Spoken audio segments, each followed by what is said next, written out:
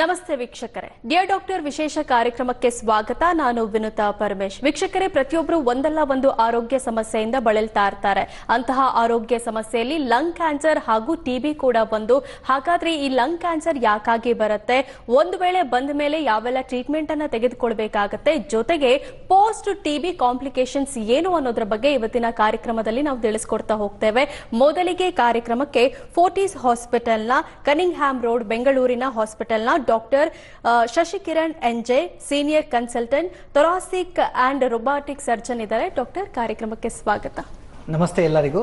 Post TB complications ಆಗುತ್ತೆ ಮತ್ತೆ lung cancer ಬರುತ್ತೆ ಅಂತ ನಾವು ಒಂದೊಂದೇ ಮಾತಾಡ್ತಾ ಹೋದ್ರೆ, ಮೊದಲಿಗೆ ಲಂಗ್ ಕ್ಯಾನ್ಸರ್ ಅಂದ್ರೆ ಏನು, ಯಾಕಾಗಿ ಬರುತ್ತೆ ಅನ್ನೋದನ್ನ ತಿಳಿಸೋದಾದ್ರೆ. ಸೊ ಲಂಗ್ ಕ್ಯಾನ್ಸರ್ ಅಂದ್ರೆ ಇದು ನಮ್ಮ ದೇಹದಲ್ಲಿ ಶ್ವಾಸಕೋಶದಲ್ಲಿ ಏನು ನಾರ್ಮಲ್ ಸೆಲ್ಸ್ ಇರುತ್ತೋ ಅದು ಅಬ್ನಾರ್ಮಲ್ ಆಗಿ ಗ್ರೋ ಆಗಿ ಶುರು ಆಗಿ ದೊಡ್ಡದಾಗಿ ಬೇರೆ ಕಡೆ ಕೂಡ ಸ್ಪ್ರೆಡ್ ಆಗೋ ಚಾನ್ಸಸ್ ಇರುತ್ತೆ. ಸೊ ಇದು ಯಾವುದೇ ಕ್ಯಾನ್ಸರ್ ತರಾನೇ ಹೌದು, ಬಟ್ ತುಂಬಾ ಅಗ್ರೆಸಿವ್ ಆದ ಕ್ಯಾನ್ಸರ್. ಯಾಕೆ ಅಂದ್ರೆ ಬಹಳ ಸಣ್ಣ ಸೈಜ್ ಇರ್ಬೇಕಾದ್ರೆ ಈವನ್ 1 ಸೆಂಟಿಮೀಟರ್ ಟ್ಯೂಮರ್ ಇದ್ರೂ ಕೂಡ ತುಂಬಾ ಜಲ್ದಿ ಬೇರೆ ಆರ್ಗನ್ಸ್ಗೆ ಸ್ಪ್ರೆಡ್ ಆಗೋ ಚಾನ್ಸಸ್ ಇರುತ್ತೆ. ಹಂಗಾಗಿ ಟ್ರೀಟ್ಮೆಂಟ್ಗೆ ಬರೋ ಅಷ್ಟೊತ್ತಿಗೆ ಆಲ್ಮೋಸ್ಟ್ ಬರೋವಂಥ ಪೇಷಂಟ್ಸ್ ಬಹಳ ಕಡಿಮೆ. ಆದರೆ ಈಗ ಅಡ್ವಾನ್ಸಸ್ ಇನ್ ಟ್ರೀಟ್ಮೆಂಟ್ ಇರೋದ್ರಿಂದ, ಅಂದ್ರೆ ಕೀಮೋಥೆರಪಿ ಇರಬಹುದು ಅಥವಾ ಇಮ್ಯುನೋಥೆರಪಿ ಅಂತ ಹೊಸ ಟ್ರೀಟ್ಮೆಂಟ್ಸ್ ಬಂದಿದೆ. ಸೊ ಅದರಿಂದ ಎಷ್ಟೊಂದು ಜನ ನಾವು ಈಗ ಮುಂಚೆ ಟ್ರೀಟ್ ಆಗ್ಲಿದಂತ ಸ್ಟೇಜ್ ಅಲ್ಲಿ ಇದ್ರೂ ಕೂಡ ಅದನ್ನ ಈಗ ಟ್ರೀಟ್ ಆಗುವಂತ ಸ್ಟೇಜಿಗೆ ಬರ್ತಾ ಇದ್ದಾರೆ. ಸೊ ಆದ್ರೆ ಇದಕ್ಕೆ ಅವೇರ್ನೆಸ್ ಬೇಕಾಗಿದೆ. ಯಾಕಂದ್ರೆ ಸಿಂಪ್ಟಮ್ಸ್ ಬಹಳ ಕಾಮನ್ ಇರುತ್ತೆ. ಬಹಳ ಪೇಷಂಟ್ಸ್ ತುಂಬಾ ದಿವಸದಿಂದ ಕೆಮ್ಮಿರ್ಬೋದು, ಒಣ ಕೆಮ್ಮಿರ್ಬೋದು, ಅಥವಾ ಕೆಮ್ಮಲ್ಲಿ ರಕ್ತ ಬೀಳ್ತಾ ಇರ್ಬೋದು, ಅಥವಾ ತೂಕ ಕಡಿಮೆ ಆಗ್ತಾ ಇರ್ಬೋದು, ಅಥವಾ ಆಯಾಸ ಆಗ್ತಾ ಇರ್ಬೋದು ನಡೆದ್ರೆ. ಇದೆಲ್ಲ ಸಿಂಪ್ಟಮ್ಸ್ ಇರುತ್ತೆ. ಅದನ್ನ ನೆಗ್ಲೆಕ್ಟ್ ಮಾಡ್ತಾ ಇರ್ಬೋದು ಪೇಷಂಟ್ಸ್. ಹಂಗಾಗಿ ಬಹಳ ಜನ ತುಂಬಾ ಲೇಟ್ ಆಗಿ ಬರ್ತಾರೆ, ಟ್ರೀಟ್ಮೆಂಟ್ ಆಗೋ ಸ್ಟೇಜ್ ಅಲ್ಲಿ ಇರೋದಿಲ್ಲ. ಸೊ ಅದನ್ನ ನಾವು ಅವೇರ್ನೆಸ್ ಸ್ಪ್ರೆಡ್ ಮಾಡೋದು ತುಂಬಾ ಇಂಪಾರ್ಟೆಂಟ್. ಅದಕ್ಕೋಸ್ಕರ ಡಾಕ್ಟರ್, ಈಗ ಟಿಬಿ ಮತ್ತೆ ಲಂಗ್ ಕ್ಯಾನ್ಸರ್ ನ ಸಿಂಪ್ಟಮ್ಸ್ ಒಂದೇ ರೀತಿ ಇರುತ್ತಾ ಇಲ್ಲ ಬೇರೆ ಬೇರೆ ಆಗಿರತ್ತಾ doctor? So most common symptoms ಅಂದ್ರೆ ಈಗ 2 ವಾರಕ್ಕಿಂತ ಜಾಸ್ತಿ ಯಾವ್ದಾರು ಕೆಮ್ಮಿದ್ರೆ, ಅಥವಾ ಅದು ಒಣ ಕೆಮ್ಮಿರ್ಬೋದು, ಕಫ ಬರ್ತಾ ಇರ್ಬೋದು, ಅಥವಾ ಈವನ್ 1 ಡ್ರಾಪ್ ಬ್ಲಡ್ ಬರ್ತಾ ಇದ್ರು ಕೂಡ ಕಫದಲ್ಲಿ, ನಾವು ಅದನ್ನ ನೆಗ್ಲೆಕ್ಟ್ ಮಾಡಿಲ್ದಂಗೆ ಅದನ್ನ ತೋರಿಸುವಂಥದ್ದು ಇಂಪಾರ್ಟೆಂಟ್. ಯಾವ್ದು ಅಟ್ಲೀಸ್ಟ್ ಒಬ್ಬ ಡಾಕ್ಟರ್ಗೆ ತೋರಿಸ್ಬಿಟ್ಟು ಒಂದು ಚೆಸ್ಟ್ ಎಕ್ಸ್ರೇ ಅಥವಾ ಅಡ್ವಾನ್ಸ್ ಸ್ಕ್ಯಾನ್ ಅಂದ್ರೆ CT ಸ್ಕ್ಯಾನ್ ಮಾಡಿದ್ರೆ ನಮಗೆ ಮೋಸ್ಟ್ ಆಫ್ ದ ಡಯಾಗ್ನೋಸಿಸ್ ಮಾಡಬಹುದು. ಸೊ ಯಾವುದೇ ಒಣ ಕೆಮ್ಮು ಅಥವಾ ಕೆಮ್ಮಲ್ಲಿ ರಕ್ತ ಬೀಳ್ತಾ ಇದ್ರೆ, ಅಥವಾ ನಮಗೆ ಗೊತ್ತಾಗ್ಲಿಲ್ದಂಗೆ ಅನ್ಎಕ್ಸ್ಪ್ಲೇನ್ಡ್ ವೇಟ್ ಲಾಸ್ ಅಂತ ಹೇಳ್ತೀವಿ, ನಾವು ಏನು ಪ್ರಯತ್ನ ಮಾಡಿಲ್ದಂಗೆ, ನಾವು ಏನು ಊಟದಲ್ಲಿ ಇದು ಮಾಡಿಲ್ದಂಗೆ, ಎಕ್ಸಸೈಸ್ ಏನು ಮಾಡಿಲ್ದಂಗೆ ನಾವು ವೀಕ್ ಆಗ್ತಾ ಇದೀವಿ ಅಥವಾ ತೂಕ ಕಡಿಮೆ ಆಗ್ತಾ ಇದೆ ಅಂದ್ರೆ ಅದನ್ನ ಆದಷ್ಟು ಜಲ್ದಿ ಅದನ್ನ ತೋರಿಸ್ಕೊಳೋದು ಬಹಳ ಇಂಪಾರ್ಟೆಂಟ್. ಡಾಕ್ಟರ್, ಈಗ ಟಿಬಿ ಪ್ರಾಬ್ಲಮ್ ಇರುತ್ತೆ, ಟಿಬಿ ಬಂದ ಮೇಲೆ ಲಂಗ್ ಕ್ಯಾನ್ಸರ್ ಲೀಡ್ ಆಗುತ್ತಾ ಅಥವಾ ಹೇಗೆ ಡಾಕ್ಟರ್? ಟಿಬಿ ಬಂದ ಮೇಲೆ ಲಂಗ್ ಕ್ಯಾನ್ಸರ್ ಲೀಡ್ ಆಗೋ ಚಾನ್ಸಸ್ ತುಂಬಾ ಕಡಿಮೆ. ಆದ್ರೆ ಯಾವುದೇ ಅಂದ್ರೆ ಕ್ರಾನಿಕ್ ಇನ್ಫ್ಲಮೇಷನ್ ಅಂತ ಹೇಳ್ತೀವಿ. ಸೊ ಕ್ರಾನಿಕ್ ಇನ್ಫ್ಲಮೇಷನ್ ಅಂದ್ರೆ ಬಹಳ ದಿವಸದಿಂದ ಊತ ಇರೋದು, ಅದರಿಂದ ಟ್ಯೂಮರ್ಗೆ ಕನ್ವರ್ಟ್ ಆಗೋ ಚಾನ್ಸಸ್ ಇರುತ್ತೆ. ಬಟ್ ಲಂಗ್ ಕ್ಯಾನ್ಸರ್ಗೆ ಮೋಸ್ಟ್ ಕಾಮನ್ ಅಂದ್ರೆ smoking. It might be primary smoking. ಅಂದ್ರೆ ಪ್ರೈಮರಿ ಸ್ಮೋಕಿಂಗ್ ಅಂದ್ರೆ ನಾವೇ ಸ್ಮೋಕ್ ಮಾಡ್ತಾ ಇರ್ಬೋದು. ಸ್ಮೋಕಿಂಗ್ ಅಷ್ಟೇ ಅಲ್ಲ, ಟೊಬ್ಯಾಕೋ ಅಂದ್ರೆ ತಂಬಾಕು ಯಾವುದೇ ರೀತಿಯಲ್ಲಿ ನಾವು ಚೀವ್ ಮಾಡ್ತಾ ಇರ್ಬೋದು, ಅಂದ್ರೆ ತಿಂತಾ ಇರ್ಬೋದು, ಇಲ್ಲ ಅಂದ್ರೆ ಅಡಿಕೆಯಲ್ಲಿ ತಗೋತಾ ಇರ್ಬೋದು, ಅಥವಾ ಸ್ಮೋಕ್ ಮಾಡ್ತಾ ಇರ್ಬೋದು. ಅಂದ್ರೆ ಬಿಡಿ ಇರ್ಬೋದು, ಸಿಗರೇಟ್ ಇರ್ಬೋದು, ಯಾವುದೇ ತರದ, ಅಂದ್ರೆ ಅಥವಾ ವೇಪಿಂಗ್ ಇರಬಹುದು. ಅದು ಯಾವುದೇ ಆದ್ರೂ ನಮಗೆ ಪ್ರೈಮರಿ ಸ್ಮೋಕಿಂಗ್ ಅಂತ ಹೇಳ್ತೀವಿ. ಅಥವಾ ಅದರಿಂದ ಟ್ಯೂಮರ್ ಕ್ಯಾನ್ಸರ್, ಲಂಗ್ ಕ್ಯಾನ್ಸರ್ ಆಗೋ ಚಾನ್ಸಸ್ ತುಂಬಾ ಜಾಸ್ತಿ. ಅದಷ್ಟೇ ಅಲ್ಲ, ಸೆಕೆಂಡರಿ ಸ್ಮೋಕಿಂಗ್ ಅಂತೀವಿ. ಅಂದ್ರೆ ನೀವು ಯಾರೋ ನಿಮ್ ಫ್ರೆಂಡ್ಸ್ ಸ್ಮೋಕ್ ಮಾಡ್ತಾ ಇರ್ಬೋದು, ಅದನ್ನ ನೀವು ಇನ್ಹೇಲ್ ಮಾಡ್ತಾ ಇದ್ರು ಅದರಿಂದ ಕ್ಯಾನ್ಸರ್ಗೆ ಕನ್ವರ್ಟ್ ಆಗೋ ಚಾನ್ಸಸ್ ಇರುತ್ತೆ. ನಾವು ಸ್ಮೋಕ್ ಮಾಡದೇ ಇದ್ರು ನಮ್ಮ ಜೊತೆಲಿ ಇರೋರು ಸ್ಮೋಕ್ ಮಾಡೋದ್ರಿಂದ ನಮಗೆ ಸೆಕೆಂಡರಿ ಸ್ಮೋಕಿಂಗ್ ಅಂತ ಹೇಳ್ತೀವಿ. ಅವ್ರು ಸ್ಮೋಕ್ ಮಾಡ್ತಾ ಇರ್ತಾರೆ, ಅವ್ರಿಗಂತೂ ಎಫೆಕ್ಟ್ ಆಗೇ ಆಗುತ್ತೆ. ಅದನ್ನ ನೀವು ಸ್ಮೋಕ್ ಮಾಡೋದ್ರಿಂದ, ಸ್ಮೋಕ್ ನೀವು ಇನ್ಹೇಲ್ ಮಾಡೋದ್ರಿಂದ ನಿಮಗೆ ಕ್ಯಾನ್ಸರ್ ಆಗೋ ಚಾನ್ಸಸ್ ಇರುತ್ತೆ. ಇನ್ನೊಂದು ಅಂದ್ರೆ with increasing pollution is also seems to be one of the factors.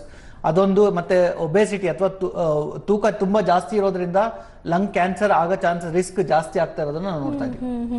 Doctor, ಈಗ ಟಿಬಿ ಮತ್ತೆ ಲಂಗ್ ಕ್ಯಾನ್ಸರ್ ಅನ್ನ ಸಿಂಪ್ಟಮ್ಸ್ ಆಲ್ಮೋಸ್ಟ್ ಸೇಮ್ ಇರುತ್ತೆ ಅಂತ ಹೇಳಿದ್ರಿ. ಈಗ ಒಂದು ಪೇಷಂಟ್ ಇದು ನನಗೆ ಟಿಬಿ ಇಲ್ಲ, ಇದು ಲಂಗ್ ಕ್ಯಾನ್ಸರ್ ಅಂತ ಹೇಗೆ ಅದನ್ನ ಪತ್ತೆ ಹಚ್ಚೋದು ಡಾಕ್ಟರ್? ಸೊ ನಾವು ಬೇಸಿಕ್ ಇನ್ವೆಸ್ಟಿಗೇಷನ್ ಅಂದ್ರೆ ಒಂದು ಚೆಸ್ಟ್ ಎಕ್ಸ್ರೇ, ಅಥವಾ ಚೆಸ್ಟ್ ಎಕ್ಸ್ರೇ ಅಲ್ಲಿ ತುಂಬಾ ವಿಷಯಗಳು ಕಾಣದೇ ಇರಬಹುದು. ಅದಕ್ಕೋಸ್ಕರ ಡೀಟೇಲ್ಡ್ ಸ್ಕ್ಯಾನ್ ಅಥವಾ ಬೇಸಿಕ್ ಡೀಟೇಲ್ ಸ್ಕ್ಯಾನ್ ಅಂತ ಹೇಳಿದ್ರೆ CT ಸ್ಕ್ಯಾನ್ ಅಂತ ಹೇಳ್ತೀವಿ. ಸೊ CT ಸ್ಕ್ಯಾನ್ ಅಲ್ಲಿ ನಮಗೆ ಈವನ್ ಸಣ್ಣ ಗಂಟು ಇದ್ರೂ ಕೂಡ, ಅಥವಾ ನಾಡ್ಯೂಲ್ ಅಂತ ಹೇಳ್ತೀವಿ, ಲಂಗ್ ನಾಡ್ಯೂಲ್ ಅಂತ ಹೇಳ್ತೀವಿ, ಅದನ್ನ ನಾವು ಡಯಾಗ್ನೋಸ್ ಮಾಡ್ಬೋದು. ಸೊ ಆ ನಾಡ್ಯೂಲ್ ನ ನಾವು ಐದರ್ ನಾವು ಬ್ರಾಂಕೋಸ್ಕೋಪಿ ಅಂದ್ರೆ ನಾವು ಉಸಿರಾಡೋ ಪೈಪ್ ನಿಂದ ಸ್ಕೋಪ್ ಅನ್ನ ಹಾಕಿ ಅದರಿಂದ ಬಯಾಪ್ಸಿ ಮಾಡುವಂತ ಟೆಕ್ನಾಲಜಿ ಇದೆ, ಅಥವಾ ನಾವು ಸಿಟಿ ಗೈಡೆಡ್ ಬಯಾಪ್ಸಿ ಅಂತ ಹೇಳ್ತೀವಿ. ಆ ಸ್ಕ್ಯಾನ್ ಅಲ್ಲಿ ನಮಗೆ ಯಾವ ತರ ಫೀಚರ್ಸ್ ಕಾಣುತ್ತೆ ಅದ್ರ ಮೇಲೆ ನಾವು ಅದು ಕ್ಯಾನ್ಸರ್ ಅಥವಾ ಕ್ಯಾನ್ಸರ್ ತರ ಇರಬಹುದಾ ಅಥವಾ ಏನಾದ್ರು ಶಂಕೆ ಇದನ್ನ ಅದ್ರ ಮೇಲೆ ನಾವು ಅದನ್ನ ನೋಡ್ಬೇಕಾಗುತ್ತೆ. ನೆಕ್ಸ್ಟ್ ಬಯಾಪ್ಸಿ ಮಾಡ್ಬೇಕಾ ಅಥವಾ ಅಬ್ಸರ್ವೇಷನ್ ಮಾಡ್ಬೇಕಾ ಅನ್ನೋದನ್ನ ನಾವು ಅದನ್ನ ಕಂಡುಹಿಡಬಹುದು. ಡಾಕ್ಟರ್, ಈಗ ಯಾವ್ದಾದ್ರು ಒಂದು ಆರೋಗ್ಯ ಸಮಸ್ಯೆ ಇದೆ ಅಂತ ಹೇಳಿದ್ರೆ ಅಲ್ಲಿ ಒಂದಷ್ಟು ಸಿಂಪ್ಟಮ್ಸ್ ಅಥವಾ ಒಂದಷ್ಟು ಸ್ಟೇಜಸ್ ಅಂತ ಇರುತ್ತೆ. ಈ ಟಿಬಿಯಲ್ಲಿ ಆ ತರದ ಏನಾದ್ರು ಸ್ಟೇಜಸ್ ಇದಾವ? ಟಿಬಿಯಲ್ಲಿ ಸ್ಟೇಜಸ್ ಆ ತರ ಏನು ಇಲ್ಲ. ಟಿಬಿ ಇನ್ಫೆಕ್ಷನ್ ಹೆಂಗೆ ಆಗುತ್ತೆ ಅಂದ್ರೆ ನಾವು ಇನ್ಫೆಕ್ಷನ್ ಡಯಾಗ್ನೋಸ್ ಆದ್ಮೇಲೆ ಟ್ರೀಟ್ಮೆಂಟ್ ಸ್ಟಾರ್ಟ್ ಮಾಡಿದ್ಮೇಲೂ ಕೂಡ ಕೆಲವು ಸತಿ ಕಾಂಪ್ಲಿಕೇಶನ್ಸ್ ಆಗಬಹುದು. ಅಂದ್ರೆ ಈಗ ಲಂಗ್ ಅಲ್ಲಿ ಟಿಬಿ ಇರಬಹುದು ಅಥವಾ ಲಂಗ್ ಹೊರಗಡೆ ಇರಬಹುದು. ಟಿಬಿ ಲಂಗ್ ಹೊರಗಡೆ ಅಂದ್ರೆ ಪ್ಲೂರಲ್ ಕ್ಯಾವಿಟಿ ಅಂತ ಹೇಳ್ತೀವಿ. ಅಲ್ಲಿ ಪಸ್ ಫಾರ್ಮೇಶನ್ ಆಗ್ಬಹುದು ಅಥವಾ ಇನ್ಫೆಕ್ಟೆಡ್ ಫ್ಲೂಯಿಡ್ ಇರ್ಬೋದು, ಅದಕ್ಕೆ ಎಂಪೈಮಾ ಅಂತ ಹೇಳ್ತೀವಿ. ಸೊ ಅದು ಬರೀ ಟಿಬಿ ಇಂದ ಅಷ್ಟೇ ಅಲ್ಲ, ನಿಮೋನಿಯಾ ಆದ್ಮೇಲೂ ಕೂಡ ಆತರ ಆಗ್ಬಹುದು. ಅದು ಒಂದು ಪಾಕೆಟ್ ಇದ್ರೆ ನಾವು ಟೆಸ್ಟ್ ಟ್ಯೂಬ್ ಹಾಕಿ ಅದನ್ನ ಡ್ರೈನ್ ಮಾಡಬಹುದು, ಆಮೇಲೆ ಮೆಡಿಸಿನ್ಸ್ ಚೆನ್ನಾಗಿ ವರ್ಕ್ ಆಗುತ್ತೆ. ಆದ್ರೆ ಕೆಲವು ಸತಿ ಏನಾಗುತ್ತೆ, ಟಿಬಿಯಲ್ಲಿ ಲಂಗ್ ಅಲ್ಲಿ ಎಫೆಕ್ಟ್ ಆಗದೆ ಇರ್ಬೋದು, ಲಂಗ್ ಹೊರಗಡೆ ಎಂಪೈಮಾ ಅಂತ ಹೇಳ್ತೀವಿ. ಅದರಿಂದ ಏನಾಗುತ್ತೆ, ಲಂಗು ಸಣ್ಣದಾಗ್ಬಿಟ್ಟು ಅದ್ರ ಮೇಲ್ಗಡೆ ಒಂದು ಪದರ ಫಾರ್ಮ್ ಆಗುತ್ತೆ. ಅದು ಆಲ್ಮೋಸ್ಟ್ ಸಿಮೆಂಟ್ ತರ ಇರ್ಬೋದು ಅಥವಾ ತುಂಬಾ ಗಟ್ಟಿಯಾಗಿ ಇಟ್ಕೊಂಡಿರುತ್ತೆ. ಆ ಪದರ ನಾವು ತೆಗೆದುಬಿಟ್ಟು ಲಂಗ್ ಎಕ್ಸ್ಪ್ಯಾಂಡ್ ಆಗೋ ತನಕ ನೀರು ರಿಸಾಲ್ವ್ ಆಗಲ್ಲ. ಅಂದ್ರೆ ಅದೇನು ಪ್ಲೂರಲ್ ಎಫ್ಯೂಷನ್ ಅಥವಾ ನೀರು ತುಂಬೋದು ಅಂತ ಹೇಳ್ತೀವಲ್ಲ, ಅದು ಸರಿ ಹೋಗಲ್ಲ. ಸೊ ಅದನ್ನ ನಾವು ಲೇಯರ್ ತೆಗೆದು ಎಕ್ಸ್ಪ್ಯಾಂಡ್ ಮಾಡೋದಕ್ಕೆ ನಾವು ಡಿಕಾರ್ಟಿಕೇಶನ್ ಅಂತ ಹೇಳ್ತೀವಿ. ಅದರಿಂದ ಇನ್ನೊಂದು ಏನಾಗುತ್ತೆ, ಕೆಲಸತಿ ಏನಾಗುತ್ತೆ, ಆ ಲೇಯರ್ ಅಲ್ಲಿ ಅದು ಬೇಸಿಕಲಿ ನಮ್ಮ ದೇಹ ಅದನ್ನ ಒಂದು ಕಡೆ ಹಿಡಿದಿಡೋದಕ್ಕೋಸ್ಕರ ಮಾಡ್ತಿರೋ ಒಂದು ರಿಯಾಕ್ಷನ್. ಬಟ್ ಆದ್ರೆ ಅದರಿಂದ ಇನ್ನೊಂದೇನು ಅಂದ್ರೆ ನಾವು ಟಿವಿ ಕೊಡೋ ಮೆಡಿಸಿನ್ಸ್ ಅದ್ರ ಮೇಲೆ ಎಫೆಕ್ಟ್ ಆಗದೆ ಇರ್ಬೋದು. ಸೊ ಆ ಟೈಮಲ್ಲಿ ನಾವು ಆಪರೇಷನ್ ಮಾಡಿ ಅದನ್ನ ಲಂಗನ್ ಎಕ್ಸ್ಪ್ಯಾಂಡ್ ಆಗಕ್ ಮಾಡಿದ್ರೆ ಮಾತ್ರ ಟಿಬಿ ಮೆಡಿಸಿನ್ಸ್ ಕೂಡ ಚೆನ್ನಾಗಿ ಎಫೆಕ್ಟಿವ್ ಆಗಿ ವರ್ಕ್ ಆಗುತ್ತೆ. ಅದು ಒಂದು. ಇನ್ನೊಂದ್ಸತಿ ರೆಸಿಸ್ಟೆಂಟ್ ಟಿಬಿ ಅಂತ ಇರಬಹುದು. ಸೊ ಆ ರೆಸಿಸ್ಟೆಂಟ್ ಟಿಬಿ ಅಂದ್ರೆ ನಾವು ಕೊಡ್ತಿರೋ ಮೆಡಿಸಿನ್ಸ್ಗೆ ಟಿಬಿ ಕಾಯಿಲೆ ರೆಸ್ಪಾಂಡ್ ಆಗದೆ ಇರ್ಬೋದು. ಸೊ ಅವಾಗ ನಾವು ಆ ಟಿಶ್ಯೂನ ಅಥವಾ ಆ ಲೇಯರ್ನ ಯಾವಾಗ ತೆಗೆದು ಕಲ್ಚರ್ಗೆ ಅಥವಾ ಟೆಸ್ಟಿಗೆ ಕಳಿಸ್ತೀವಲ್ಲ, ಆವಾಗ ನಮಗೆ ಅದು ರೆಸಿಸ್ಟೆಂಟ್ ಟಿಬಿನೋ ಅಥವಾ ನಾರ್ಮಲ್ ಟಿಬಿ ಅಂದ್ರೆ ನಾವು ಕೊಡ್ತಿರೋ ಮೆಡಿಸಿನ್ಸ್ಗೆ ವರ್ಕ್ ಆಗ್ತಾ ಇದೆ ಇಲ್ಲ ಅಂತಾನು ಕನ್ಫರ್ಮ್ ಆಗುತ್ತೆ. ಸೊ ಈ ಪ್ರೊಸೀಜರ್ ಇಂದ ನಾವು ಡಯಾಗ್ನೋಸಿಸ್ ಕೂಡ ಮಾಡಬಹುದು, ಮತ್ತೆ ಆಮೇಲೆ ಅದಕ್ಕೆ ಟ್ರೀಟ್ಮೆಂಟ್ ಕೂಡ ಆದಂಗೆ. ಸೊ ಅದಾದ್ಮೇಲೆ ನಿಮಗೆ ಮೆಡಿಸಿನ್ಸ್ ಕೂಡ ಚೆನ್ನಾಗಿ ಎಫೆಕ್ಟಿವ್ ಆಗಿ ಕೆಲಸ ಮಾಡುತ್ತೆ. ಡಾಕ್ಟರ್, ಇದರಲ್ಲಿ ಯಾವ್ದಾದ್ರು ಏಜ್ ಬ್ಯಾರಿಯರ್ ಇದೆಯಾ? ಅಂದ್ರೆ ಈ ಏಜ್ ಇಂದ ಸ್ಟಾರ್ಟ್ ಆಗುತ್ತೆ? ನಮ್ಮಲ್ಲಿ ಟಿಬಿ ರೋಗ ಅನ್ನೋದು ತುಂಬಾ ಕಾಮನ್ ಇದೆ ಮೇಡಮ್. ಏನಾಗುತ್ತೆ ಅಂದ್ರೆ ಯಾವ್ದೇ ಏಜ್ ಅಲ್ಲಿ ಕೂಡ ನಾವು ಎಕ್ಸ್ಪೋಸ್ ಆಗ್ಬೋದು. ಯಾಕಂದ್ರೆ ನಾವೆಲ್ಲರೂ ಟಿಬಿ ರೋಗಕ್ಕೆ ಎಕ್ಸ್ಪೋಸ್ ಆಗಿರ್ತೀವಿ. ನಾವು BCG ವ್ಯಾಕ್ಸಿನ್ ತಗೊಳೋದ್ರಿಂದ ನಮಗೆ ಅಂದ್ರೆ ಈ ತುಂಬಾ ಸಿವಿಯರ್ ಆಗಿರೋ ಟಿಬಿ ರೋಗ ಬರ್ದೇ ಇರ್ಬೋದು. ಅಂದ್ರೆ ಟಿಬಿ ಮೆನಿಂಜೈಟಿಸ್ ಅಂತ ಹೇಳ್ತೀವಿ, ಅಥವಾ ಎಲ್ಲಾ ಕಡೆ ಮಿಲಿಯರಿ ಟಿಬಿ ಅಂತ ಹೇಳ್ತೀವಿ. ಎಲ್ಲಾ ಕಡೆ ಟಿಬಿ ಸ್ಪ್ರೆಡ್ ಆಗುವಂತ ರೋಗ ಬರ್ದೇ ಇದ್ರು ಕೂಡ, ಲೈಕ್ ಈಗ ಕೋವಿಡ್ ವ್ಯಾಕ್ಸಿನ್ ಕೊಟ್ಟ ಮೇಲೆ ಕೋವಿಡ್ ಇನ್ಫೆಕ್ಷನ್ ಆಗ್ಬೋದು, ಅದ್ರ ಸಿವಿಯರ್ ಇನ್ಫೆಕ್ಷನ್ ಆಗಲ್ಲಲ್ವಾ. ಸೊ ಆ ತರ ನಾವು ಅದರಿಂದ ಪ್ರೊಟೆಕ್ಟ್ ಆಗಿರ್ತೀವಿ. ಬಟ್ ನಮ್ಮ ಇಮ್ಯುನಿಟಿ ಕಡಿಮೆ ಆದಾಗ, ಅಥವಾ ನಾವು ವಯಸ್ಸಾದ ಏಜ್ ಪೇಷಂಟ್ ಇರ್ಬೋದು, ಅಥವಾ ಯಾವ್ದೋ ಬೇರೆ ವೈರಲ್ ಇಲ್ನೆಸ್ ಆಗಿರ್ಬೋದು, ಅದಾದ್ಮೇಲೆ ನಮ್ಮ ದೇಹದಲ್ಲಿರೋ ಟಿಬಿ ಕೂಡ ರಿಯಾಕ್ಟಿವೇಶನ್ ಆಗ್ಬೋದು. ಸೊ ಆ ತರ ಇದ್ದಾಗ ಅದಕ್ಕೋಸ್ಕರ ಇದರಲ್ಲಿ ಏನು ಏಜ್ ಲಿಮಿಟ್ ಇಲ್ಲ, ಯಾರಿಗಾರ ಆಗ್ಬೋದು. ಎಸ್ಪೆಷಲಿ ಪ್ರೆಗ್ನೆಂಟ್ ವಿಮೆನ್ ಇರ್ಬೋದು, ಅಥವಾ ಕ್ಯಾನ್ಸರ್ ಟ್ರೀಟ್ಮೆಂಟ್ ಆಗ್ತಾ ಇರೋ ಪೇಷಂಟ್ಸ್ ಇರ್ಬೋದು. ಅವರಿಗೆ ಬಿಕಾಸ್ ಅವ್ರ ಇಮ್ಯುನಿಟಿ ಕಡಿಮೆ ಆಗಿರೋದ್ರಿಂದ ಅವರಿಗೆ ಟಿಬಿ ಹೊಸದಾಗಿ ಇನ್ಫೆಕ್ಷನ್ ಆಗ್ಬೋದು ಅಥವಾ ರಿಯಾಕ್ಟಿವೇಶನ್ ಆಗ್ಬೋದು. ಡಾಕ್ಟರ್, ಟಿಬಿ ಸ್ಪ್ರೆಡ್ ಆಗುವಂತ ಕಾಯಿಲೆನಾ? ಟಿಬಿ ಅಂದ್ರೆ ಲಂಗ್ ಅಲ್ಲಿರೋ ಟಿಬಿ ಸ್ಪ್ರೆಡ್ ಆಗುತ್ತೆ. ಯಾಕಂದ್ರೆ ಅವರು ಕೆಮ್ತಾ ಇರ್ತಾರೆ, ಕೆಮ್ಮಲ್ಲಿ ನಮಗೆ ಕೀಟಾಣುಗಳು ಹೊರಗೆ ಬರುತ್ತೆ, ಅದರಿಂದ ಬೇರೆ ಪೇಷಂಟ್ಸ್ ಗೆ ಸ್ಪ್ರೆಡ್ ಆಗ್ಬೋದು. ಅದು ಕೂಡ ನಾವು ಆ ಟ್ರೀಟ್ಮೆಂಟ್ ಸ್ಟಾರ್ಟ್ ಮಾಡಿದ್ಮೇಲೆ 72 ಗಂಟೆ ಆದ್ಮೇಲೆ ಯೂಶಲಿ ಯಾರಿಗೂ ಸ್ಪ್ರೆಡ್ ಆಗಲ್ಲ. ಆದ್ರೂ ನಾವು ಟಿಬಿ ಅಂದ್ರೆ ಲಂಗ್ ಟಿಬಿ ಇರೋ ಪೇಷಂಟ್ಸ್ಗೆ ನಾವು ಮಾಸ್ಕ್ ಹಾಕೊಳ್ಳಿ, ಚೆನ್ನಾಗಿ ನ್ಯೂಟ್ರಿಷನ್ ಎಲ್ಲ ಮೇಂಟೈನ್ ಮಾಡಿ ಅಂತ ಹೇಳ್ತೀವಿ. ಇನ್ನೊಂದು ಮೆಡಿಸಿನ್ಸ್ ನ ಕರೆಕ್ಟ್ ಆಗಿ ಎವ್ರಿ ಡೇ ತಗೋಬೇಕು. ಅದು ಕೋರ್ಸ್ ನ ಕಂಪ್ಲೀಟ್ ಮಾಡೋದು ಬಹಳ ಇಂಪಾರ್ಟೆಂಟ್. ಇಲ್ಲ ಅಂದ್ರೆ ಆ normal TB resistant TB convert ಆಗೋ ಚಾನ್ಸಸ್ ತುಂಬಾ ಇರುತ್ತೆ.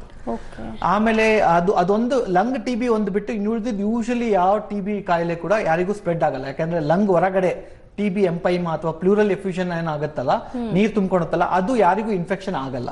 ಸೊ ಅದ್ರ ಬಗ್ಗೆ ಬಹಳ ಬೇರೆಯವ್ರಿಗೆ ಇನ್ಫೆಕ್ಷನ್ ಆಗ್ಬಿಡುತ್ತೆ, ಮಕ್ಕಳಿಗೆ ಏನಾದ್ರು ತೊಂದರೆ ಆಗುತ್ತೆ, ಆತರ ಎಲ್ಲ ಯೋಚನೆ ಮಾಡೋದು ಏನು ಅವಶ್ಯಕತೆ ಇಲ್ಲ. ಓಕೆ ಡಾಕ್ಟರ್, ಇನ್ನಷ್ಟು ನಿಮ್ಮ ಹತ್ರ ಡೀಟೇಲ್ಸ್ ಅನ್ನ ಕೇಳ್ತೀನಿ. ಅದರಿಗೊಂದು ಬ್ರೇಕ್ ನ ಸಮಯ. ವೀಕ್ಷಕರೇ, ಡಿಯರ್ ಡಾಕ್ಟರ್ ವಿಶೇಷ ಕಾರ್ಯಕ್ರಮದಲ್ಲಿ ಚಿಕ್ಕದೊಂದು ಬ್ರೇಕ್.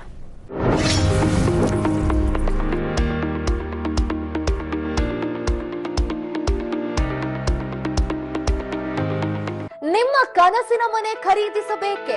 ಬ್ರೋಕರ್ ಕಮಿಷನ್ಗೆ ಗುಡ್ ಬೈ ಹೇಳಿ. ಏಷ್ಯಾನೆಟ್ ಸುವರ್ಣ ನ್ಯೂಸ್ ಮತ್ತು ಕನ್ನಡಪ್ರಭ ಸಹಯೋಗದಲ್ಲಿ biggest property and life style expo 2026. 100 ಹೆಸರಾಂತ ಬಿಲ್ಡರ್ಗಳು ಮತ್ತು ಡೆವಲಪರ್ಗಳು ಒಂದೇ ವೇದಿಕೆಯಲ್ಲಿ ಫ್ಲಾಟ್, ವಿಲಾ, ಫಾರ್ಮ್ ಲ್ಯಾಂಡ್ಗಳ ಮೇಲೆ ವಿಶೇಷ ಆಫರ್ಗಳು ಮತ್ತು ಬೆಸ್ಟ್ ಡೀಲ್ಸ್ ಜೊತೆಗೆ ಇಂಟೀರಿಯರ್, ಫ್ಯಾಷನ್, ಸೀರೆಗಳು, ಜ್ಯುವೆಲರಿ ಹಾಗೂ ಆಟೋಮೊಬೈಲ್ಸ್ ಎಲ್ಲವೂ ಒಂದೇ ಸೂರಿನಡಿ. ಆಗಸ್ಟ್ 14, 15 ಮತ್ತು 16 ನಂದಿಲಿಂಕ್ ಗ್ರೌಂಡ್, ನಾಯಂಡನಹಳ್ಳಿ, ಬೆಂಗಳೂರು. ಉಚಿತ ಪ್ರವೇಶ. ಬನ್ನಿ, ಭಾಗವಹಿಸಿ. ಹೆಚ್ಚಿನ ಮಾಹಿತಿಗಾಗಿ ಸಂಪರ್ಕಿಸಿ. ಸೇಲ್ ತಗೊಳ್ಳಿ, ಸೇಲ್ ಸೇಲ್ ಕೇಳಿ ಕಿವಿ ನೆಟ್ಟಗಾಯ್ತಾ? ನಿಂದೇನ್ ಕತೆ? ರೇಷನ್ ನ ಶಾಪಿಂಗ್ ಇನ್ನೂ ಆಗಿಲ್ವಾ? ಆಗಿದೆ, ಸ್ಮಾರ್ಟ್ ಬಜಾರ್ ನಲ್ಲಿ ಆವಾಗ್ಲೇ. ಇದು ಸೇಲ್ ನಲ್ಲಿ ಇಷ್ಟು. ಯಾಕೆ ನಿನ್ನ ಹಳೆ ಮಾರ್ಟ್ ನಲ್ಲಿ ಸೇಲ್ ಇಲ್ವಾ? ಸ್ಮಾರ್ಟ್ ಬಜಾರ್ ನಲ್ಲಿದೆ. ಆಗಸ್ಟ್ 12ರಿಂದ 16. ಚಿನ್ನದ ಬಡವೆ ಮಾರಬೇಕೆ? ಹರಿಕಬೇಳೆ ಸಿಕ್ಕಬೇಕೆ? 880300 ಅಟ್ಟಿಕಾ ಗೋಲ್ಡ್ ಕಂಪನಿ. ಏನ್ ಹೇಳಿದೆ ನೀನು? 4 ಗಂಟೆಯಲ್ಲಿ ಇನ್ವರ್ಟರ್ ಟೂಸ್ ಅನ್ನುತ್ತಾ? ನನ್ಗೇನ್ ಗೊತ್ತಿತ್ತು ಒಕಾಯಿ ಇದೆ ಅಂತ. ಒಕಾಯದ ಇನ್ವರ್ಟರ್ ಮತ್ತು ಬ್ಯಾಟರಿ ಕಾಂಬೋ ಪೂರ್ತಿ 6 ಕಾರು ಗಂಟೆಗಳ ಪವರ್ ಬ್ಯಾಕಪ್ ಕೊಡುತ್ತೆ. ಹೆಚ್ಚು ಬ್ಯಾಕಪ್, ಹೆಚ್ಚು ಲೈಫ್. ನಮ್ಮ ರಾಜ್ಯದಲ್ಲಿ ಅತ್ಯಧಿಕ ಉಚಿತ ಮೆಡಿಕಲ್ ಹಾಗೂ ಐಐಟಿ ಸೀಟ್ಗಳನ್ನು ಪ್ರತಿ ವರ್ಷ ನೀಡುತ್ತಾ ಬಂದಿರುವ ಏಕೈಕ ಮೇರು ಪರ್ವ ನಮ್ಮ ಹೆಮ್ಮೆಯ Excel Academics Bengaluru. NEET long term ಕೋರ್ಸುಗಳಿಗೆ ದಾಖಲಾತಿ ಪ್ರಾರಂಭವಾಗಿದೆ. ನನ್ ಫ್ರೆಂಡ್ಸ್ ಎಲ್ಲ ನಿನ್ ಕಾಲೇಜ್ಗೆ ಯಾವಾಗ ಅಡ್ಮಿಷನ್ ಆಗ್ತಿ ಅಂತ ಕೇಳ್ತಿದಾರಪ್ಪ. ಹೈಯರ್ ಎಜುಕೇಶನ್ಗೆ ತುಂಬಾ ದುಡ್ಡು ಬೇಕಾಗುತ್ತೆ. ನಿಮ್ ಮಕ್ಕಳ ಎಜುಕೇಶನ್ಗಾಗಿ ಜೀವನ್ ಗೋಲ್ಡ್ ಕಂಪನಿ ಸದಾ ನಿಮ್ ಜೊತೆ ಇರುತ್ತೆ. ನಿಮ್ಮ ಒಡವೆಗಳಿಗೆ ಬೆಸ್ಟ್ ಪ್ರೈಸ್ ಆನ್ ಸ್ಪಾಟ್ ಅಲ್ಲೇ ಕೊಡ್ತಾರೆ. ಆನ್ಲೈನ್ ಸರ್ವಿಸ್ ಕೂಡ ಇರುತ್ತೆ. ಕಾಲ್ 7996800900. Best range, best power, the perfect TV.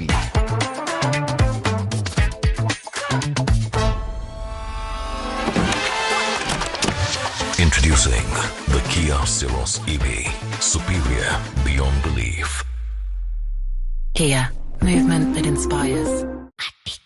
ಚಿನ್ನದ ಬಡವೆ ಮಾರಬೇಕೆ? ಹರಿಕಬೇಳೆ ಸಿಕ್ಕಬೇಕೆ? 880300 Attica gold company.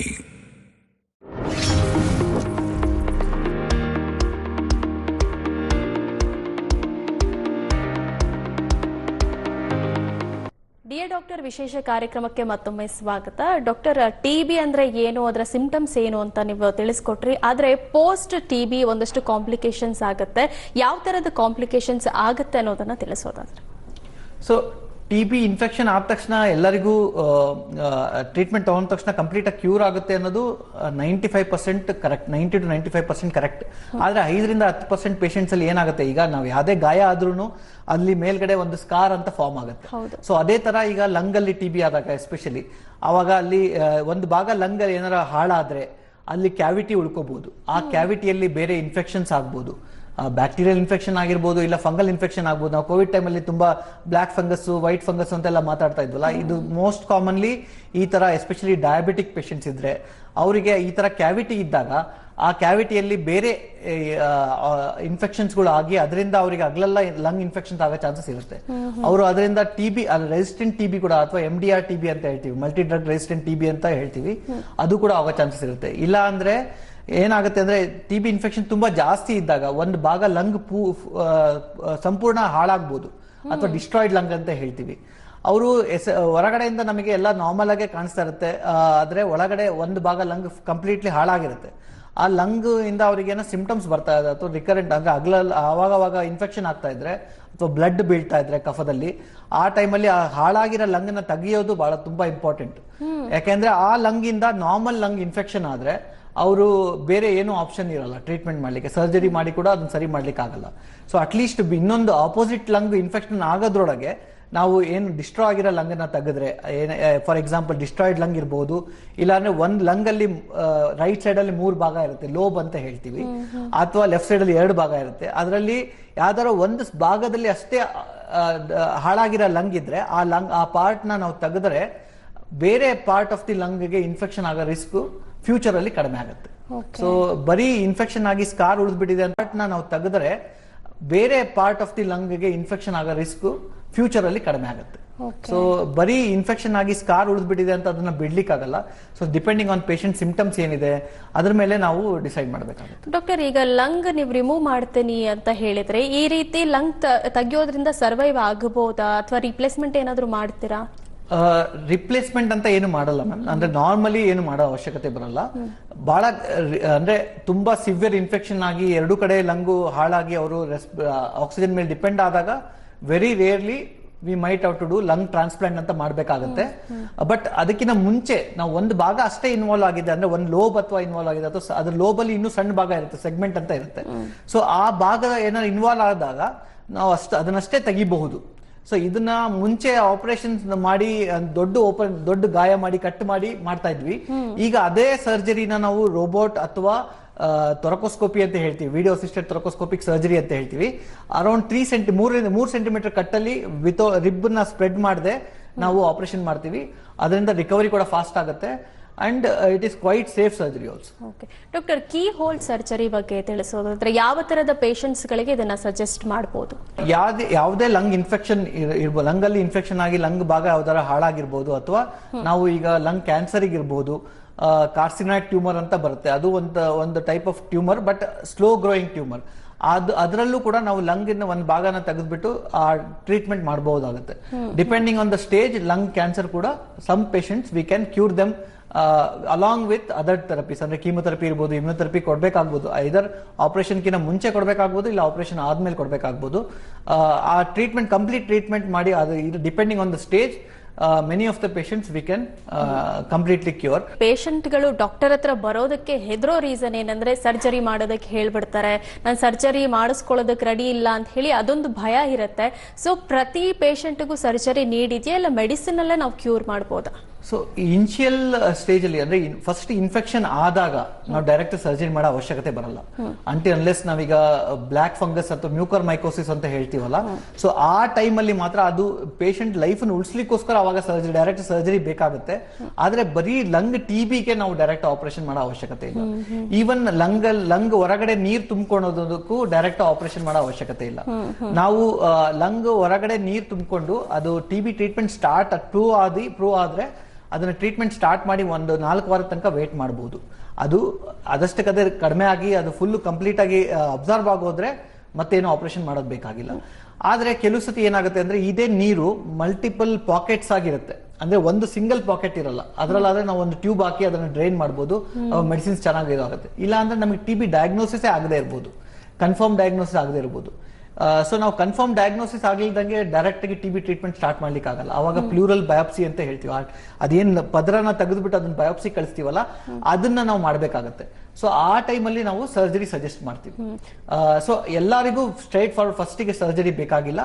There are indications, ಆ ಇಂಡಿಕೇಶನ್ಸ್ ಪ್ರಕಾರ ನಾವು ಮಾಡ್ಬೇಕು. ಓಕೆ ಡಾಕ್ಟರ್, ಈಗ ಸರ್ಜರಿ ಆದ್ಮೇಲೆ ಟ್ರೀಟ್ಮೆಂಟ್ ತಗೊಂಡ್ಮೇಲೆ ಪೇಷಂಟ್ ಯಾವಾಗ ಡಿಸ್ಚಾರ್ಜ್ ಆಗ್ಬೋದು? ಈ ಪ್ರೊಸೀಜರ್ ಎಷ್ಟು ದಿನ ಇರುತ್ತೆ ಡಾಕ್ಟರ್? ಸೊ ನಾನು ಇದಕ್ಕಿಂತ ಮುಂಚೆ ಹೇಳ್ತಾ ಇದ್ನಲ್ಲ, ಸೊ ಇದಕ್ಕಿಂತ ಮುಂಚೆ ಎಲ್ಲಾ ಸರ್ಜರಿಗಳನ್ನು ನಾವು ಓಪನ್ ಸರ್ಜರಿಯಲ್ಲಿ ಮಾಡ್ತಾ ಇದ್ವಿ. ಸೊ ಆಲ್ಮೋಸ್ಟ್ ಒಂದು 10 ರಿಂದ 15 ಸೆಂಟಿಮೀಟರ್ ಕಟ್ ಮಾಡ್ಬೇಕಾಗ್ತಾ ಇತ್ತು. ಆಮೇಲೆ ರಿಬ್ಸ್ ನ ಸ್ಪ್ರೆಡ್ ಮಾಡ್ಬೇಕಾಗ್ತಾ ಇತ್ತು, ಅಂದ್ರೆ ಎದೆಗೂಡಲ್ಲಿರೋ ಮೂಳೆಗಳನ್ನ ಸ್ಪ್ರೆಡ್ ಮಾಡ್ಬೇಕಾಗ್ತಾ ಇತ್ತು. ಆ ಸ್ಪ್ರೆಡ್ ಮಾಡೋದ್ರಿಂದ ಪ್ರಾಬ್ಲಮ್ ಏನು ಅಂದ್ರೆ ಅವೆರಡು ರಿಬ್ಸ್ ಮಧ್ಯ ನಮ್ಮಲ್ಲಿ ಇದು ಇಂಟರ್ಕಾಸ್ಟಲ್ ನರ್ವ್ಸ್ ಅಂತ ಬರುತ್ತೆ, ನರಗಳು ಬರುತ್ತೆ. ಆ ನರಗಳು ಸ್ಟ್ರೆಚ್ ಆದಾಗ ಬಹಳ ಜನ ಪೇಷಂಟ್ಸ್ಗೆ ಆಪರೇಷನ್ ಆದ್ಮೇಲೂ ಕೂಡ ತುಂಬಾ ವರ್ಷಗಟ್ಲೆ ನೋವು ಇರೋ ಚಾನ್ಸಸ್ ಇರ್ತಾ ಇತ್ತು. ಸೊ ಇದರಿಂದ ನಮಗೆ ಈ ಥೊರಕೋಸ್ಕೋಪಿ ಅಥವಾ ರೊಬೋಟಿಕ್ ಸರ್ಜರಿನ ನಾವು ಸ್ಟಾರ್ಟ್ ಮಾಡಿದ್ದು. ಏನಾಗುತ್ತೆ ಅಂದ್ರೆ ಈ ಥೊರಕೋಸ್ಕೋಪಿಕ್ ಸರ್ಜರಿಯಲ್ಲಿ ನಾವು ರಿಬ್ಸ್ ನ ಸ್ಪ್ರೆಡ್ ಮಾಡಲ್ಲ. ಸೊ ನಾವು ಅದೇ 3 ಸೆಂಟಿಮೀಟರ್ ಕಟ್ ಅಲ್ಲಿ ನಾವು ಸ್ಪೆಷಲೈಸ್ಡ್ ಇನ್ಸ್ಟ್ರೂಮೆಂಟ್ಸ್ ಯೂಸ್ ಮಾಡಿ, ಹೈ ಡೆಫಿನಿಷನ್ ಕ್ಯಾಮ್ರಾ ಯೂಸ್ ಮಾಡಿ ನಾವು ಅದು ಏನಾಗುತ್ತೆ ನಮಗೆ ಆಲ್ಮೋಸ್ಟ್ 10 ರಿಂದ 15 ಪಟ್ಟು ಮ್ಯಾಗ್ನಿಫೈಡ್ ಇಮೇಜ್ ತೋರಿಸುತ್ತೆ. ಹಂಗಾಗಿ ನೀವು ಬಹಳ ಅಕ್ಯುರೇಟ್ ಆಗಿ ಸರ್ಜರಿ ಮಾಡಬಹುದು. ಆ ಕಡೆ ಈ ಕಡೆ ಏನು ಯಾಕಂದ್ರೆ ಡೈರೆಕ್ಟ್ ಹಾರ್ಟ್ ಇಂದ ಬರೋ ರಕ್ತನಾಳಗಳು ಬರುತ್ತೆ, ಸೊ ಬ್ಲೀಡಿಂಗ್ ಆಗೋ ಚಾನ್ಸಸ್ ಇರುತ್ತೆ. ಸೊ ಅದನ್ನು ಕೂಡ ನಾವು ಬಹಳ ಅಕ್ಯುರೇಟ್ ಆಗಿ ಮಾಡೋದ್ರಿಂದ ರಿಕವರಿ ತುಂಬಾ ಫಾಸ್ಟ್ ಆಗುತ್ತೆ. ಯಾವುದೇ ಸರ್ಜರಿಯಲ್ಲಿ ಎಷ್ಟು ನಾವು ನಮ್ಮ ಶರೀರದ ಮೇಲೆ ಕಡಿಮೆ ಕಟ್ ಮಾಡ್ತೀವೋ ಅಷ್ಟು ಸ್ಟ್ರೆಸ್ ಕಡಿಮೆ ಆಗುತ್ತೆ. ಸೊ ಹಂಗಾಗಿ ಪೇಷಂಟ್ ರಿಕವರಿ ಕೂಡ ತುಂಬಾ ಫಾಸ್ಟ್ ಆಗುತ್ತೆ. ನಾರ್ಮಲಿ ಅರೌಂಡ್ ಥೊರಕೋಸ್ಕೋಪಿಕ್ ಸರ್ಜರಿ ಅಥವಾ ರೊಬೋಟಿಕ್ ಸರ್ಜರಿ ಆದ್ಮೇಲೆ ಪೇಷಂಟ್ಸ್ ಅರೌಂಡ್ 3 ರಿಂದ 4 ದಿವಸ ತನಕ ಇರಬಹುದು. ಅದಾದ್ಮೇಲೆ ಅವ್ರು by 1 week 10 days completely normal activities ಎಲ್ಲ ಮಾಡಬಹುದು. ಓಕೆ ಡಾಕ್ಟರ್, ನಿಮ್ಮ ಹತ್ರ ಇನ್ನಷ್ಟು ಡೀಟೇಲ್ಸ್ ಅನ್ನ ಕೇಳ್ತೀನಿ. ಆದ್ರೆ ಈಗ ಮತ್ತೊಂದು ಬ್ರೇಕ್ನ ಸಮಯ. ವೀಕ್ಷಕರೇ, ಡಿಯರ್ ಡಾಕ್ಟರ್ ವಿಶೇಷ ಕಾರ್ಯಕ್ರಮದಲ್ಲಿ ಮತ್ತೊಂದು ಪುಟ್ಟ ವಿರಾಮ.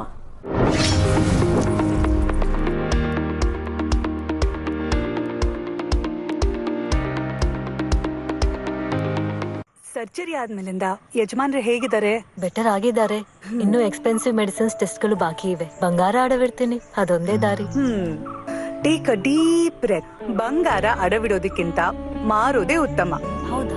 ಅಡವಿಡೋದು ನಿಮ್ಮ ಟೆನ್ಷನ್ ನ ಕಮ್ಮಿ ಮಾಡುತ್ತೆ, ಆದ್ರೆ ಬೇರೆ ಎಲ್ಲ ಟೆನ್ಷನ್ ನ ಜಾಸ್ತಿ ಮಾಡುತ್ತೆ. ಬಂಗಾರ ಎಲ್ಲಿಂದ ಕೊಂಡ್ಕೊಂಡಿದ್ರು ಅದು ನಮ್ಮ ಜಾಯಲುಕಾಸ್ ಅಲ್ಲಿ ಮಾರಾಟ ಮಾಡಿದಾಗ ಒಳ್ಳೆ ಬೆಲೆ ಸಿಗುತ್ತೆ. ಬರೀ 15 ನಿಮಿಷದಲ್ಲಿ ಬಂಗಾರವನ್ನು ಕೊಂಡ್ಕೊಳ್ಳೋದಾದ್ರೂ ಮಾರೋದಾದ್ರೂ ನಮ್ಮ ಜಾಯಲುಕಾಸೇ ಬೆಸ್ಟ್. ಓ ನನ್ನ ಓಪನಿಂಗ್ ಕಟ್ಸ್ ಮ್ಯಾನ್. ಅಣ್ಣ, ಈ ತರ ಶೇವ್ ಮಾಡಿದ್ರೆ ಕಟ್ ಆಗುತ್ತೆ ಮತ್ತೆ ಉರಿಯುತ್ತೆ. ಮತ್ತೆ ಹೊಸ ಜಿಲೆಟ್ ಗಾರ್ಡ್ 3-in-1. ಈಗ ನೀನ್ ದೊಡ್ಡ ಲೀಗ್ ನಲ್ಲಿದ್ಯಾ, ಸೊ ಶೇವ್ ಕೂಡ ದೊಡ್ಡ ಲೀಗ್ ನದ್ದೇ. ಇದರ 3 ಸೆನ್ಸರ್ ಬ್ಲೇಡ್ ಸಾಧಾರಣ ರೇಸರ್ ನ ಬದಲು ಒಂದು ಸ್ಟ್ರೋಕ್ ನಲ್ಲಿ ಸ್ಮೂತ್ ಶೇವ್ ಕೊಡುತ್ತೆ. ಕಟ್ಟುವಾಗಲ್ಲ, ಉರಿಯೋದಿಲ್ಲ. ಈಗ ದೊಡ್ಡ ಲೀಗ್ ನಲ್ಲಿ ಹೇಗೆ ಅನಿಸ್ತಾ ಇದೆ? ಸ್ಮೂತ್ ಜಿಲೆಟ್ ಗಾರ್ಡ್ 3-in-1 ದೊಡ್ಡ ಲೀಗ್ ನ ಶೇವ್. ಚಿನ್ನದ ಬಡವೆ ಮಾರಬೇಕೆ, ಹರಿಕಬ್ಬೇಳೆ ಸಿಕ್ಕಬೇಕೆ, 880300 ಅಟ್ಟಿಕಾ ಗೋಲ್ಡ್ ಕಂಪನಿ. ಅಣ್ಣ ಬಂದ್ರೆ ಜೋಶ್ ಬರ್ತದೆ, ಮಾತಾಡ್ಬಿಟ್ರೆ ಬಲ ಬರ್ತದೆ, ಶತ್ರು ಎದೆಲ್ ಜ್ವರ ಬರ್ತದೆ, ಮಂಡ್ಯಕ್ ಬಂದ್ರೆ ಕಳ ಬರ್ತದೆ.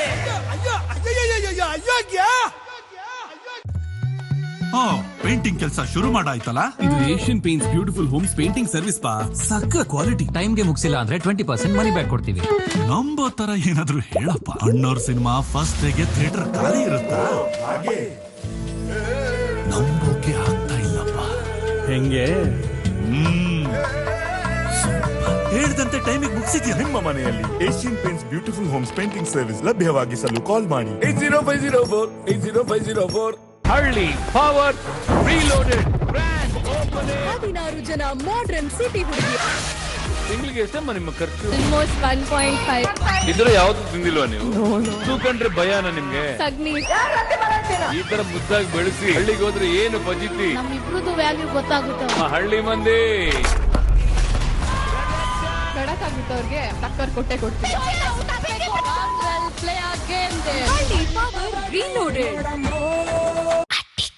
ಚಿನ್ನದ ಬಡವೆ ಮಾರಬೇಕೆ, ಹರಿಕಬ್ಬೇಳೆ ಸಿಕ್ಕಬೇಕೆ, 880300 ಅಟ್ಟಿಕಾ ಗೋಲ್ಡ್ ಕಂಪನಿ. ಈಗ 400 ಗ್ರಾಂ ಪ್ಯಾಕ್ ಜೊತೆಗೆ 100 ಗ್ರಾಂ ಉಚಿತ. ಆಶೀರ್ವಾದ್ ಶಾವಿಗೆ. ಈಗ 400 ಗ್ರಾಂ ಪ್ಯಾಕ್ ಜೊತೆಗೆ 100 ಗ್ರಾಂ ಉಚಿತ. ಆಶೀರ್ವಾದ್ ಶಾವಿಗೆ.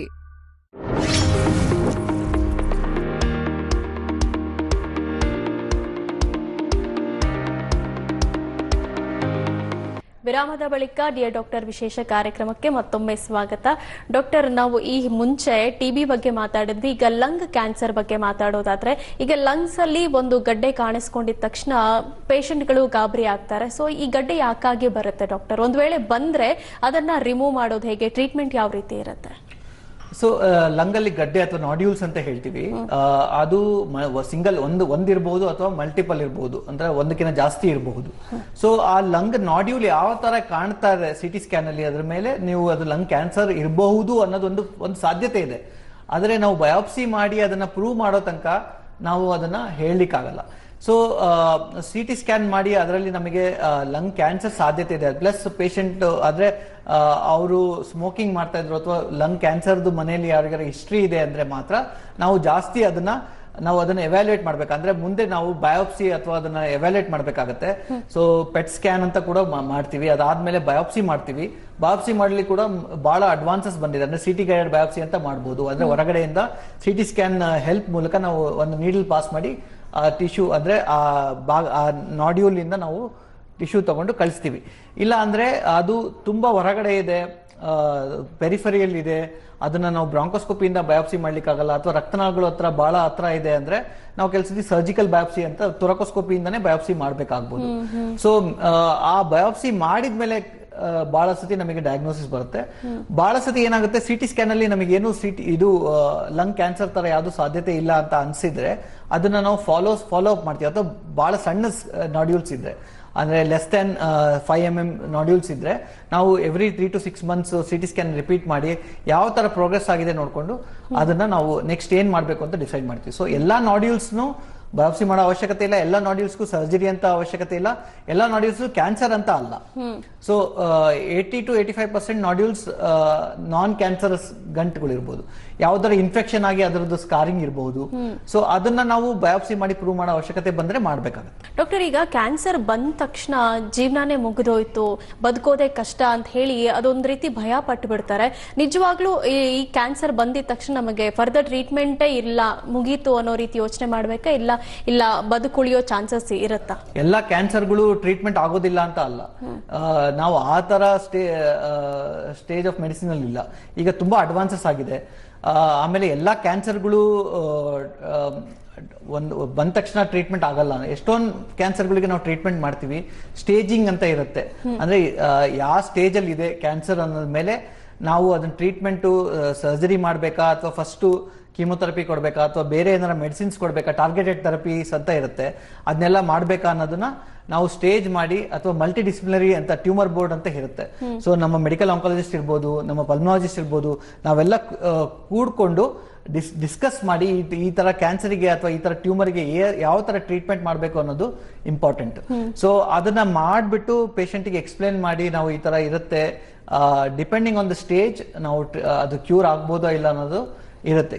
ನಾವು ಟ್ರೀಟ್ಮೆಂಟ್ ಮಾಡಿದ ಮೇಲೂ ಕೂಡ ಕ್ಯಾನ್ಸರ್ ವಾಪಸ್ ಬರೋ ರಿಸ್ಕ್ ಇರುತ್ತೆ, ರಿಕರೆನ್ಸ್ ಅಂತ ಹೇಳ್ತೀವಿ. ಸೊ ಹಂಗಾಗಿ ಈ ತರ ಆಪರೇಷನ್ ಆದ್ಮೇಲೆ ನಾವು ಕ್ಯೂರ್ ಆಗೋಯ್ತು ಅಂತ ನಾವು ಏನು ನೆಕ್ಸ್ಟ್ ಸ್ಕ್ಯಾನಿಂಗ್ ಏನು ಮಾಡಿಲ್ದಂಗೆ ಆ ತರನೇ ಫಾಲೋ ಅಪ್ ಮಾಡಲಿಲ್ಲ ಅಂದ್ರೆ ಪೇಷಂಟ್ಸ್ ಡಾಕ್ಟರ್ಸ್ ಹತ್ರ, ಅವಾಗ ಲಂಗ್ ಕ್ಯಾನ್ಸರ್ ವಾಪಸ್ ಅಥವಾ ಯಾವುದೇ ಟ್ಯೂಮರ್ ವಾಪಸ್ ಬಂದ್ರು ಟ್ರೀಟ್ಮೆಂಟ್ ಆಗದೆ ಇರುವಂತ ಚಾನ್ಸಸ್ ಇರುತ್ತೆ. TB ಅಥವಾ ಲಂಗ್ ಕ್ಯಾನ್ಸರ್ ಈ ಟ್ರೀಟ್ಮೆಂಟ್ ಅನ್ನ ತಗೊಂಡಿರುವಂತಹ ಪೇಷಂಟ್ಸ್ ನ ಲೈಫ್ ಸ್ಟೈಲ್ ಯಾವ ರೀತಿ ಇರಬೇಕು ಆಫ್ಟರ್ ಸರ್ಜರಿ? ಸೊ ಯಾವುದೇ ಸರ್ಜರಿ ಆಗಿರ್ಬೋದು, ಲಂಗ್ ಕ್ಯಾನ್ಸರ್ ಆಗಿರ್ಬೋದು, TB ಇರ್ಬೋದು, ಯಾವುದೇ ಆದ್ರೂ ನಮ್ಮ ನಮ್ಮ ಪೌಷ್ಟಿಕವಾದ ಆಹಾರ ತಿನ್ನೋದು ಇಂಪಾರ್ಟೆಂಟ್. ಆಮೇಲೆ ಆಕ್ಟಿವ್ ಲೈಫ್ ಸ್ಟೈಲ್ ಅಂದ್ರೆ ನಾವು ಫಿಸಿಕಲ್ ಆಕ್ಟಿವಿಟಿ ಇರ್ಬೋದು, ಯಾವುದೇ ಒಂದು ಫಾರ್ಮ್ ಆಫ್ ಎಕ್ಸರ್ಸೈಸ್ ಇರ್ಬೋದು, ವಾಕಿಂಗ್ ಇರ್ಬೋದು ಅಥವಾ ಸ್ವಿಮ್ಮಿಂಗ್ ಇರ್ಬೋದು ಅಥವಾ ರನ್ನಿಂಗ್ ಇರ್ಬೋದು, ಯಾವುದಾದ್ರೂ ಫಿಸಿಕಲಿ ಆಕ್ಟಿವ್ ಇದ್ರೆ ನಮ್ಮ ವೇಟ್ ಅನ್ನ ನಾವು ಕಂಟ್ರೋಲ್ ಇಟ್ಕೊಂಡ್ರೆ ಅಂಡ್ ಫಾಲೋ ಅಪ್ ಕರೆಕ್ಟ್ ಆಗಿ ಮಾಡ್ತಾ ಇದ್ರೆ, ಟ್ರೀಟ್ಮೆಂಟ್ ನ ಕಂಪ್ಲೀಟ್ ಮಾಡಿದ್ರೆ ಯೂಶಲಿ ವಾಪಸ್ ಬರೋ ಎಸ್ಪೆಷಲಿ TB ಅಲ್ಲಿ ವಾಪಸ್ ಬರೋ ಚಾನ್ಸಸ್ ಇರಲ್ಲ. ಲಂಗ್ ಕ್ಯಾನ್ಸರ್ ಆ ಕ್ಯಾನ್ಸರ್ ಸೆಲ್ಸ್ ಮೇಲೆ ಡಿಪೆಂಡ್ ಆಗುತ್ತೆ, ಅದ್ರಲ್ಲಿ ಯಾವ ತರ ರಿಯಾಕ್ಟ್ ಮಾಡುತ್ತೆ ಅನ್ನೋದು ಕೀಮೊಥೆರಪಿ ಕೊಟ್ಟ ಮೇಲೆ ಅಥವಾ ಪೋಸ್ಟ್ ಸರ್ಜರಿ ನಾವು ಫಾಲೋ ಅಪ್ ಮಾಡ್ತಾ ಇರ್ಬೇಕಾದ್ರೆ ಎಷ್ಟು ವರ್ಷ ನಾವು ಆಪರೇಷನ್ ಆದ್ಮೇಲೆ ಟ್ಯೂಮರ್ ಎಷ್ಟು ವರ್ಷದ ತನಕ ಟ್ಯೂಮರ್ ವಾಪಸ್ ಬರಲ್ಲ ಅಷ್ಟು ಒಳ್ಳೇದು. ಅಂದ್ರೆ ಅದ್ರ ಟ್ಯೂಮರ್ ಬಿಹೇವಿಯರ್ ಒಳ್ಳೇದಿದೆ ಅಂತ, ಅಂದ್ರೆ ತುಂಬಾ ಅಗ್ರೆಸಿವ್ ಇಲ್ಲ ಅಂತ. ಸೊ ಆ ತರ ನಾವು ಫಾಲೋ ಅಪ್ ಮಾಡ್ಬೇಕಾಗತ್ತೆ.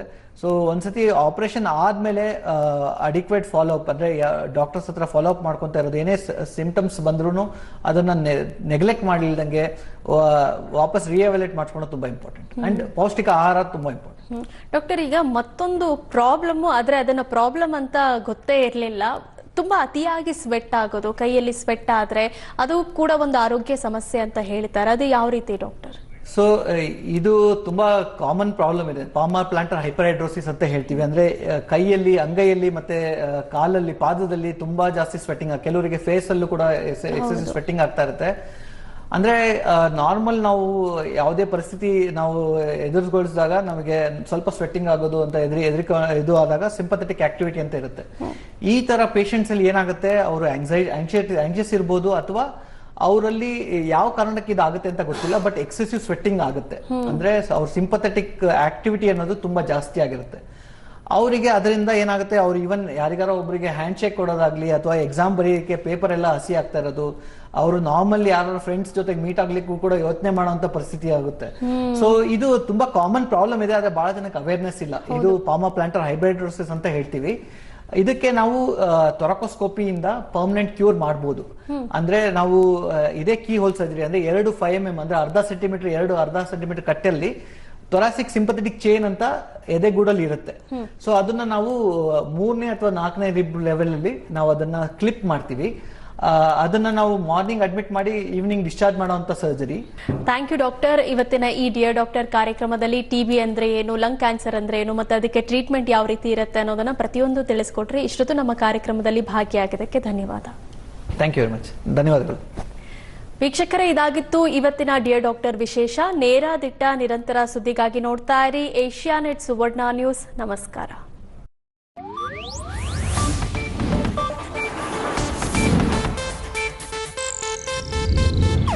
ಇದು ಏಷ್ಯಾನೆಟ್ ನ್ಯೂಸ್ ನೆಟ್ವರ್ಕ್ ಪ್ರಸ್ತುತಿ.